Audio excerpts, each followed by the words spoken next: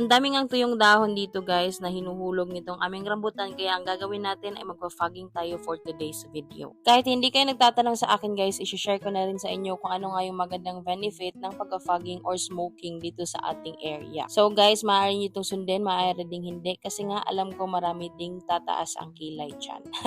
So anyway guys, inuna ko nang walisan itong dito sa bandang harap ng aming bahay at the same time itong mga nasa ilalim mismo ng rambutan kasi nga napakadami talaga guys. Kasi nga din naman guys, talagang hindi ako nagwawalis lalo na kung tag-ulan dito sa amin. Kasi nga din naman guys, talagang napakahirap tanggalin ng mga dahon na talagang dumidikit dun sa lupa, di ba? Lalo na kapag maulan.